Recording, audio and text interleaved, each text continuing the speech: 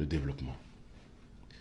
Monsieur Kagame, j'ai observé cette interview, et à un moment donné de l'interview sur France 24 et RFI, j'ai eu envie de casser mon écran. Monsieur Kagame nie la participation de troupes rwandaises à des crimes en RDC. Monsieur Kagame nie même l'existence d'un génocide en RDC. Ce qui est intéressant de souligner, c'est que le Rwanda est le premier pays exportateur de coltan. Le premier. J'ai une question simple à poser. Est-ce que le Rwanda produit sur son sol du coltan? La réponse est non. Pas suffisamment, si c'était le cas, pour être le premier exportateur de coltan. Si vous dites que vous êtes les champions d'exportation d'un produit et que ce produit-là, vous ne le produisez pas, ça veut dire que vous le prenez ailleurs. Où se trouve le coltan en majorité en Afrique? Ça se retrouve à l'est de RDC, au Kivu. Dans ce Kivu, un génocide a été perpétré. Des hommes et des femmes, par milliers et milliers et milliers, ont témoigné. Ce génocide, contrairement à ce qu'on veut nous faire croire, continue aujourd'hui. Les survivants de ces viols, de ces drames, témoignent de présence de milices rwandaises qui sèment la terreur, qui tuent, qui détruisent, qui assassinent, qui violent, qui pillent. Ces milices-là n'agissent pas aveuglement, elles sont dirigées. Dirigées par quelqu'un qui a tout intérêt à ce que cette région soit déstabilisée. Parce que quand le chaos règne, c'est là où vous pouvez piller.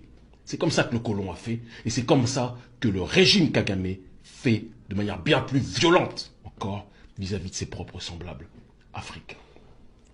Alors quand M. Kagame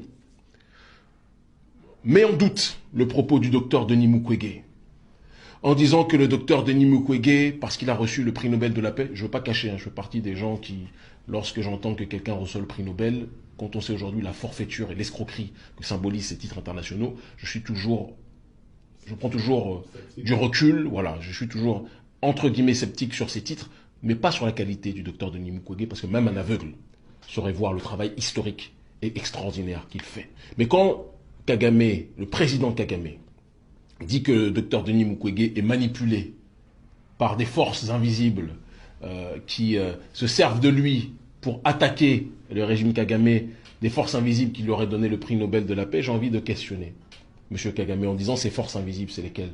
Celles qui ont placé Kagame là où il est? Celles qui ont poussé Kagame à pouvoir déstabiliser la sous-région pour se partager les richesses en tant que telles de cette sous-région? Parce que Kagame n'a pas fait relever le Rwanda du chaos jusqu'à aujourd'hui gratuitement. Ça s'est fait d'une certaine façon, avec une certaine méthodologie. Ça s'est fait avec le conglomérat britannique, états-unien, israélien. Pourquoi M. Kagame n'en parle pas? Quand il parle des forces invisibles, de quelle force parle-t-il? Aujourd'hui, il y a des millions de femmes, des millions, qui ont été violées dans cette région. Aujourd'hui, il y a des milliers, pour ne pas dire des millions, et il faut le préciser, oui, des millions de personnes qui ont été assassinées dans cette région pour voler le coltan, pour détruire cette zone. Donc M. Kagame fait du révisionnisme.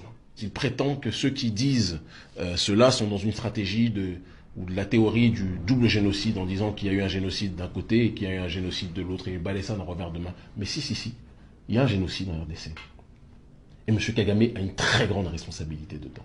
Et c'est pour ça, ma chère Mawele, comprenez-le, ne le prenez pas mal, mais quand on dit que le président de RDC, Félix Tshisekedi, a réagi, je suis désolé, il a réagi avec une très grande timidité, une très grande tiédeur. Et nous le savons, je le connais un peu, je sais qu'il est beaucoup plus opposé que cela, officieusement, à ce qui se passe en RDC, d'accord, par rapport à la prédation de l'oligarchie, je dis bien l'oligarchie rwandaise et non pas de tous les Rwandais aussi, on y reviendra peut-être tout à l'heure, mais il est confronté au poids géostratégique qu'a le Rwanda dans cette sous-région. Mais je dis, en tant que panafricaniste, on ne peut pas prôner le développement en assassinant, en violant, en détruisant ses semblables africains.